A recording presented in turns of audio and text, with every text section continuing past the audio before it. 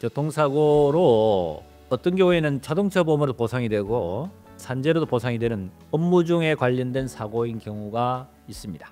오늘 다루게 될 내용은 자동차 보험보다는 산재로 청구하는 것이 유리한 경우, 어떤 경우가 있을지 여기에 대해서 한번 살펴보겠습니다. 자동차 보험과 산재의 가장 큰 차이점의 한 가지가 연금제도입니다.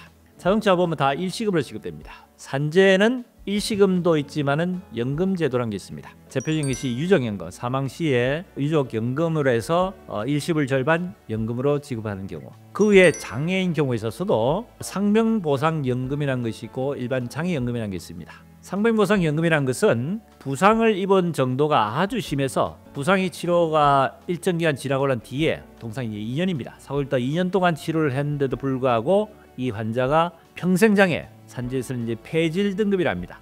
평생 누군가의 도움이 필요한 불구의 상태로 폐질 등급 1, 2, 3급에 해당되는 경우에 있어서는 휴업급여를 받다가 2년이 지난 상태에서는 연금으로 돌려서 상병보상연금으로 받습니다. 1급인 경우에서는 평균 임금의 약 90%, 300만 원을 내가 평균을 받는다면 약 90% 같으면 270만 원을 피해자가 살아있는 기간 동안 계속해서 받을 수 있다는 겁니다. 상당히 금액이 크죠. 2급 같은 경우에는 약 한 80% 정도, 3급인 경우에는 약 평균임의 70% 정도를 평생 살아있는 동안에 연금으로 받을 수 있다. 이것이 연금제도입니다. 그 다음에 이제 장애연금이라는 게 있습니다. 장애연금은 산재는 상위급수 1급부터 해서 7급까지, 1, 2, 3급인 경우에는 주로 이제 폐질 등급이라 해서 이제 연금으로 받는다 그랬죠. 그리고 4급부터 7급까지도 있이 연금의 대상이 됩니다. 물론 일시급으로 청구할 경우 일시급 받을 수 있습니다. 나는 연금이 아닌 일시급으로 받는다 하면은 1급 같은 경우는 1474일분, 약 한 4년 정도밖에 안 됩니다. 그러니까 연금으로 청구하는 게 훨씬 더 유리하겠죠. 자동차 보험보다는 연금 제도가 있다는 것 때문에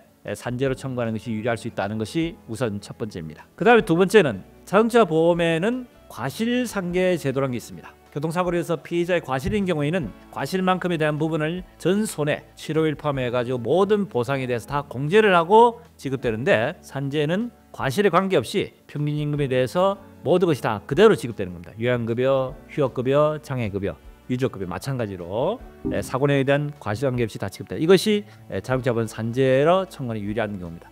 그 다음에 한 가지는 자동차 보험 같은 경우는 65세까지만 지급이 됩니다. 특히 60세 이상은 도시령으로 지급이 된다 그랬죠.